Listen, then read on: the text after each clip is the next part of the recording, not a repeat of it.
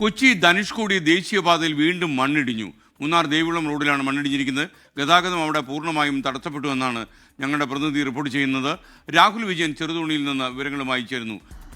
തീർച്ചയായിട്ടും അതുവഴിയുള്ള ഗതാഗതം പൂർണ്ണമായിട്ടും നിരോധിച്ചിട്ടുണ്ട്. മാത്രമല്ല ഈ മണ്ണിടിഞ്ഞതോടുകൂടി വലിയ പ്രതിസന്ധി ആ ദേവികുളത്തുള്ള ആളുകൾ നേരിടുന്നുണ്ട്. മൂന്നാറിലേക്കൊക്കെ വരണമെങ്കിൽ വലിയ പാടാണ് എന്നുള്ളതാണ് മനസ്സിലാക്കാൻ കഴിയുന്നത്. വലിയ തോതിൽ മണ്ണിടിച്ചിട്ടുണ്ട്. ആ മൂന്നാർ ഗവൺമെന്റ് കോളേജിന് സമീപത്തായിട്ട് ഇന്നലെ ഒരു ചെറിയ മണ്ണിടിച്ചിലുണ്ടായിരുന്നു. ആ മണ്ണിടിച്ചിലിൽ ഒരു വാഹനം, ഒരു 407 ലോറി താഴേക്ക് പോവുകയും ആ വാഹനത്തിലുണ്ടായിരുന്ന ഡ്രൈവർ മരണപ്പെടുകയും ചെയ്തു. അതിന് തൊട്ട് മുൻപിൽ തന്നെയായിട്ടാണ് വലിയ ഒരു മണ്ണിടിച്ചിലുണ്ടായിരിക്കുന്നത്. വലിയ തോതിൽ മണ്ണ് റോഡിലേക്ക് പതിച്ചിരിക്കുകയാണ്. അത് മാറ്റുക അത് അത്ര എളുപ്പമുള്ള കാര്യമല്ല എന്നുള്ള കാര്യം കൂടി മനസ്സിലാകുന്നുണ്ട്. എന്തായാലും അടിയന്തരമായി ഇത് മാറ്റി ഗതാഗതം പുനഃസ്ഥാപിക്കാനുള്ള ഒരു നടപടി ഒരുപക്ഷെ ഉണ്ടായേക്കും. അതിനപ്പുറത്തേക്കും ഇതുവഴിയുള്ള യാത്ര കൂടുതൽ അപകടകരമാകുന്നു എന്നുള്ളതിന്റെ തെളിവ് കൂടിയാണ് ഈ മണ്ണിടിച്ചിൽ.